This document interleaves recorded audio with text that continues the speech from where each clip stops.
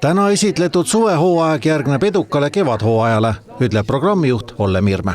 Kevad on läinud nagu imeline unenägu ehk et väga hästi.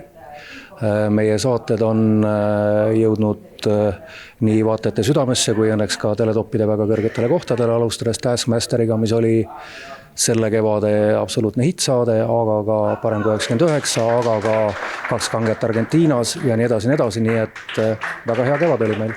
Esitlus toimus suvehooajaga tihedalt seotud koostööpartneri Tallinna Kaubamaja ruumides. Me mõlemad teeme suhteliselt laiale publikule sellist tihti ka nagu Eesti asja. Võib öelda, et TV3 on tegelikult ju hästi palju seda Eesti telemaastikku arendanud, originaalsisu tootnud ja Kaubamaja on samamoodi hästi Eesti keskne ettevõte, et ilmselt sellised Eesti kesksed suured ettevõtted varem või hiljem satuvad koostööd tegema. Nüüd on suvi käes, kas suvel nagu tavaks kordused? Üldse mitte, ehk et nii tegusat ja hoogsat telesuve, ma arvan, et ei ole Eesti inimeste silmad ammu näinud. Juba on külas külla hakanud sõitma Grete ja Jüri. Midagi muud ei ole suvel esmaspäeva õhtuti niikuinii teha, et täpselt 8:30 on selline vaba auk, mulle tundub, kus võiks vaadata.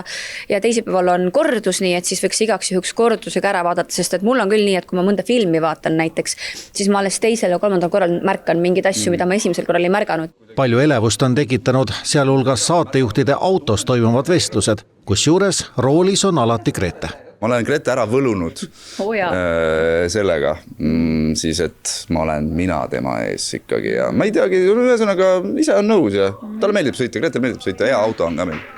Sa nüüd seda ei öelnudki, et sul lube vist ei ole? Seda sa ei küsinud. Eesti elu märkab edasi Taavi Libe, aga tema pilk muutub suviseks. Toon muutub ikka helgemaks, et kui väljas läheb värvilisemaks, siis peab televiisor ka natuke värvilisem olema. Et pigem me keskendume sellele, kuidas inimesed on midagi toredat teinud ja kuidas nad elus ka hakkama saavad. Saated on kõik juba salves või peas olemas või ootad veel kutseid? No, kuna neid saated on ikkagi igal suvel hästi palju, siis ma ootan kutseid lõpuni välja. Mõned saated on meil tehtud, mõned ideed on ka, aga kui keegi tunneb, et ta teeb midagi toredat või tema naaber teeb midagi toredat või mingi äge üritus on tulemas, siis igal juhul võiks mind kutsuda. Kuid TV3 ei käi ringi vaid Eestis. Näiteks Eero Reinu paneme rongile, Kotti õnnetoov kilu kaasa ja saadame Venetsiasse. Tuleb üks põnev seiklus, kuna me sel korral võtame ette rongireisi, aga me vali lihtsaid lahendusi, et me sõidaks otse Tallinnast Venetsiasse. Ei, me teeme nii Riias, Vilniuses, Prahas kui ka Viinis väikesed peatused ja vaatame, et kui sul tekib mõte ja tahtmine minna rongiga Euroopat avastama, siis miks mitte? Varuda aega, teha väikesed sellised pausid kusagil suurtes linnades ning tutvuda sealsete maitsete, vaatamisväärsuste ja põnevate kohtadega. Kõige suurem suveprojekt on aga sportlik. Järgmisest nädalast algab 19. juulini kestev jalgpalli MM.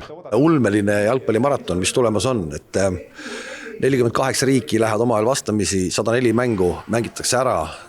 TV3 näitab neist 36 koos stuudiotega 27. Go3 näitab kõik 104 mängu ära ja ütleme nii, et tuleb ikka tõsine andmine. Mängitakse USAs, Kanadas, Mehhikos, kõrguste vahed, temperatuurid, kuumad temperatuurid, kes kuidas vastu peab, väga raske öelda. Aga eks suured on ikka favoriidid, et mõni ütleb, et Portugal, mõni ütleb Hispaania, mõni ütleb Saksamaa, et saame näha. Uudistetoimetus ise alustab suvehooaega järgmisel esmaspäeval. Saated lähevad sel suvel eetrisse Maarjamäelt ja seda koos igasse päeva jaguvate suverubriikidega.